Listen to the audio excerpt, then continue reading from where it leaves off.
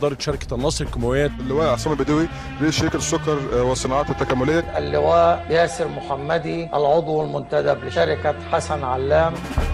الشركة المصرية للتعدين اللواء عبد السلام شفيق رئيس مجلس الإدارة. سيادة اللواء الدكتور المهندس علاء ناجي رئيس مجلس إدارة والعضو المنتدب لشركة قاها للأغذية. العميد محمود السعدني الرئيس التنفيذي للشركة المصرية للحوم والدواجن. اللواء محمد الزلاط رئيس هيئة التنمية الصناعية. سيادة اللواء مهندس محمد يحيى رئيس مجلس الإدارة والعضو المنتدب لشركة مياه الشرب والصرف الصحي. رئيس الاتحاد المصري للدارة سيادة اللواء يحيى عبد القادر. اللواء عصام نوار رئيس الاتحاد المصري للمصارعة. سيادة اللواء محمود بركات رئيس الاتحاد المصري للقوة البدنية. سيادة اللواء حازم حسني رئيس الاتحادين المصري والافريقي للرماية. سيادة اللواء جمال رشاد رئيس الإدارة المركزية للسياحة والمصايف. سيادة اللواء مختار حسين رئيس جهاز تعمير الساحل الشمالي. سيادة اللواء أركان حرب المهندس عمرو عبد الوهاب رئيس مجلس الإدارة والعضو المنتدب لشركة تنمية الريف المصري الجديد. سيدة اللواء ممدوح شعبان مدير عام جمعية الأورمان. اللواء دكتور مهندس أحمد فهمي فرج مدير عام شركة العاصمة الإدارية الجديدة. اللواء المحترم جمال عوض رئيس مجلس إدارة الهيئة القومية للتأمين الاجتماعي. سيادة اللواء عبد القادر درويش رئيس المجموعة المصرية للمحطات متعددة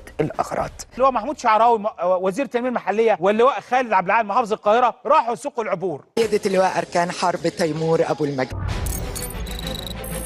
اهلا بحضرتك معانا يا فندم. اهلا بحضرتك وشرفتينا. اهلا بيك. كلمني بقى عن الشيء العظيم اللي احنا فيه ده. دي 3 مصانع، منها مصنع للبسكويت ومصنع للمكرونه ومصنع للمخبوزات. ايوه. بالاضافه لسلع اساسيه اخرى هي مصنع للبسكويت المغطس والصب. فكرنا ان احنا نضيف سلع اساسيه اخرى، منها مصنع الحلاوه اللي حضرتك مشرفانا فيه دلوقتي. الحلاوه والطحينه. انا شايفه انه في 3 انواع للبسكوت. احنا هنا في منتجات احنا بنستهدف بيها السوق المحلي، استهدفنا كل الفئات العمريه. تمام. اضفنا السنه دي فئات لمجابهه المستورد، منتجات متنوعه عباره عن ويفر او بسكويت بالبلح او بسكويت ساده، ووصلنا لعدد 37 منتج حتى الان.